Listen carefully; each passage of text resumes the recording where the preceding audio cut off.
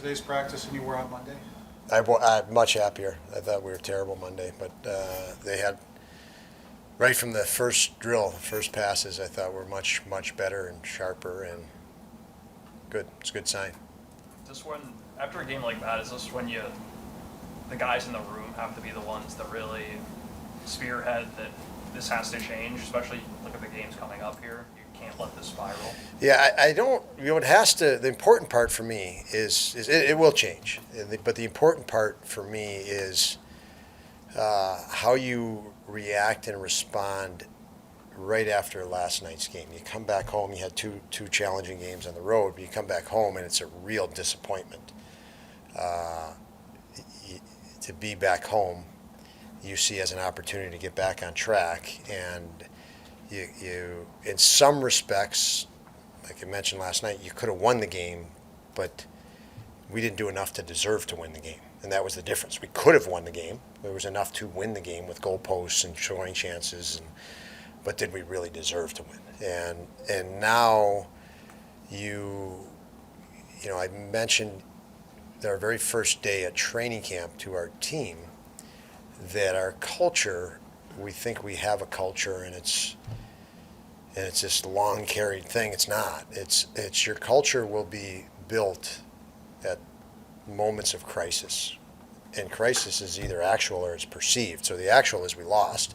The perceived is we didn't do this, we didn't do that, we need to be better here. All the perceptions that we all have different opinions and perceptions of what went wrong and what might be going wrong, because you've lost 3 in a row.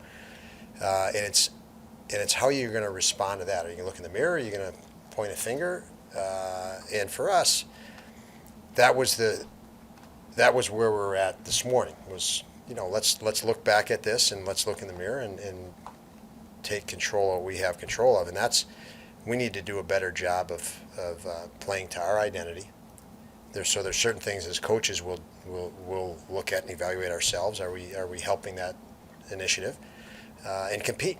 And I think last night we were off on both of those. We didn't play to our identity well enough, and I think our players can now, you know, see that, feel that, and we can play harder, competitively harder. And I think they see and feel that, and I think that practice today was great because we kind of it was your indication as a coach how they went out on that ice, what their energy level was. Was it moving forward or was it hanging on to a negative? And they looked like they were ready to move forward in the right way. It's easy to ask this when the game goes like it does, but in your mind as a coach, were you worried Carolina, Tampa, Vegas, Boston, Arizona in the middle of exactly what happened last night might happen? I didn't like it. Yeah, I mean, we've all been around a long time. It's there are some challenges to it, and you know, I did not like it. Now, me not liking it, did I carry any negative into there? Any negative energy? That's something for me to look at too. So, you know, but no, it was. You can go back after that game and just probably say, "I told you so," right? Because it played out the way it played out. You know, and no disrespect, discredit to Arizona by any means. They're obviously an extremely capable team. They played very well. You know, are they or we in the category of Vegas or Boston or Carolina or Tampa?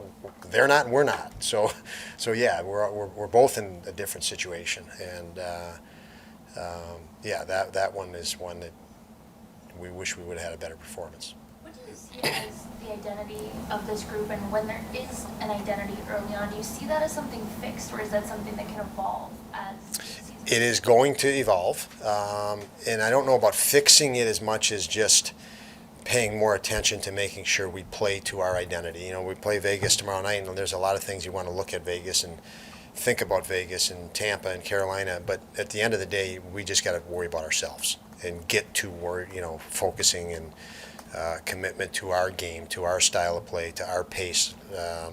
You know, and we didn't play with enough pace. When we play with pace, we don't have any trouble getting to the net. We had trouble getting to the net last night. We just didn't play with pace, so we weren't decisive. And when you're not decisive, you see teams that don't get to the net at the right time. It doesn't mean just go stand in front of the net. It's do your work and anywhere the puck area is, and then collectively attack the net at the right time. And it's collective. It's 3-4 guys moving together, and we didn't have that. I think we'll evolve our game better, our identity better and better, but it's nothing we can't get to now. Obviously, this matchup comes a little over a year after the Eichel trade happened. Looking at the Buffalo side of things, how have you seen Tuch evolve and grow with more consistent top six opportunities? Tuch continues to grow. Every day there's energy in life. Being a Buffalo Sabre is not going to wear off for him, and being in the NHL is not going to wear off. He's just got that energy to him and personality to him. I think he's more aware of how good he can be and become is probably the best part of it. Better, and that's exciting. So each day I talk to him, one-on-one since last night, and I'm glad we have him. He's one heck of a talent, obviously one heck of a player, and he keeps getting better. And when it comes to Krebs, he's obviously had a different journey through the organization, but sharpened himself in his own right. As someone who's now feeling more confident at center, how have you seen him grow and change between runs? Yeah, he's really growing and can grow day to day a lot, just because he's not played a lot of games in the NHL and he's young and he's skilled. So I know he's going the right direction, and as he takes in input game after game, I think he's going to hit. There's a threshold he's going to break, and he's really going to. A lot of things that are challenging to him are going to be really much simpler to him, and he'll be way more effective. I think he's going to produce for us. He's maybe struggled a little bit in that area. He hasn't had power play time like he had last year. But I think there's a threshold he's going to break. He's on the verge of breaking at some point, through the course of this year, because he works so hard. So I'm real happy with his progress. It's not, the returns aren't production yet, but they're going to be.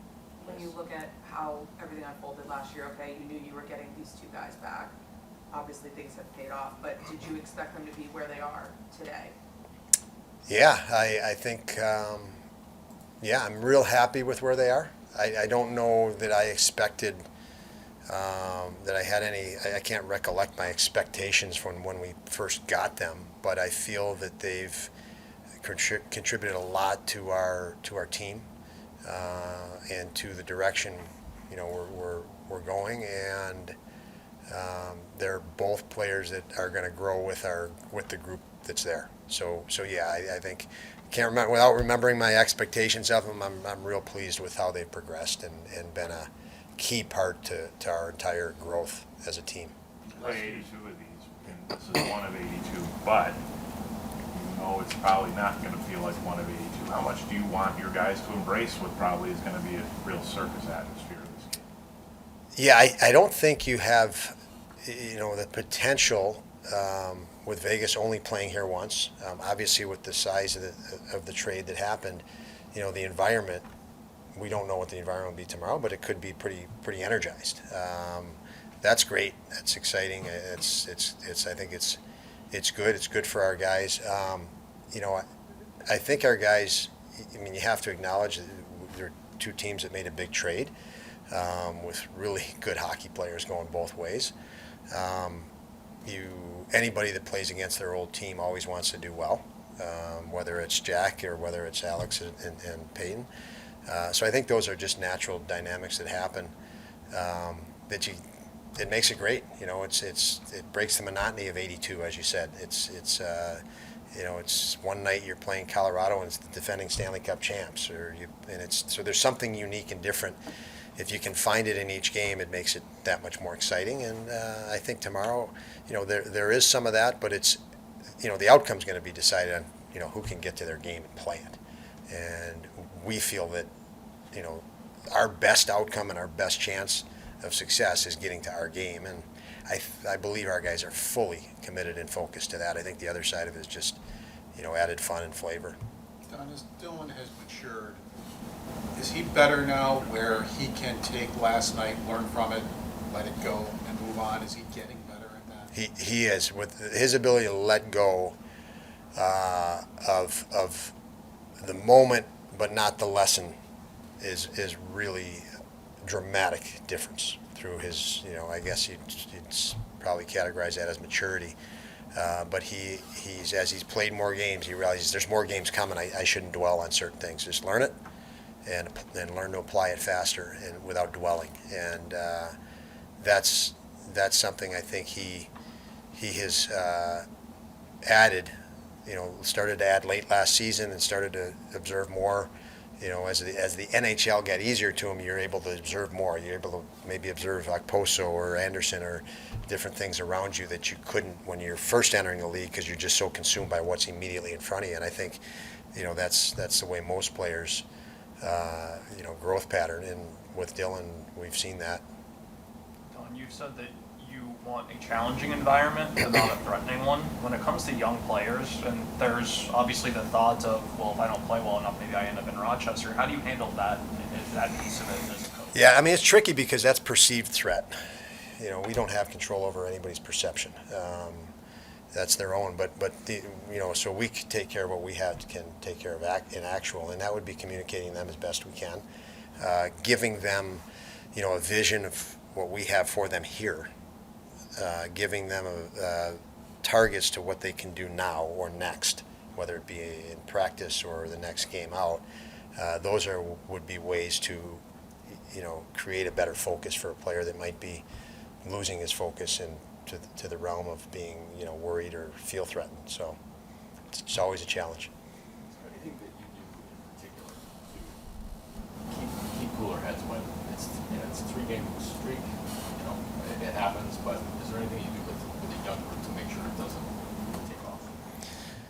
I think it's how you act and react, and I think you have to react to everything you got to prioritize, but you react it without overreacting.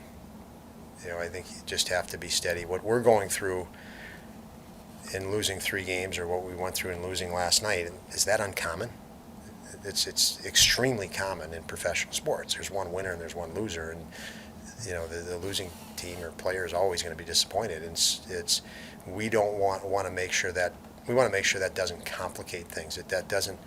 You walk in here, miserable, and compound your misery. Is that productive? So you've got to. We're very cognizant to make sure that what scenario that happens last night is fuel, not fear.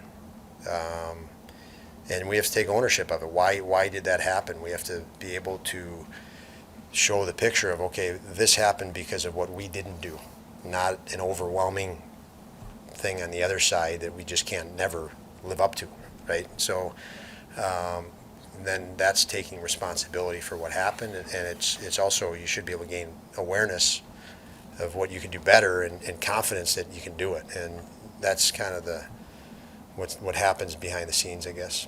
Do you want to give Vinnie a chance here soon again? Vinnie will get a chance soon here, yes. You saw him on the line today with Thompson, and that would be expected tomorrow. Yeah, and we would, when you think of last night and you think of, we probably needed a little bit more energy, a guy that, we like I said, we could have won the game last night, but did we deserve it? I don't know, but we didn't seem to have enough of that get after it. And obviously Vinnie is that. You think of Vinnie and you say that, and they go hand in hand. And Henry, no timetable, but just a good first step for him. Yeah, that was a first step for him. Obviously, Jokiharju wearing a yellow jersey, and but he speaking with him after practice said he didn't feel fatigued. He hasn't skated a lot. Obviously, he skated with our rehab skates on his own with our rehab coach Mike Hansel. However, he looked fine. Probably a little bit rusty because he hadn't skated in a while, but from the injury standpoint, it was a great day for him. Thank you. Yep.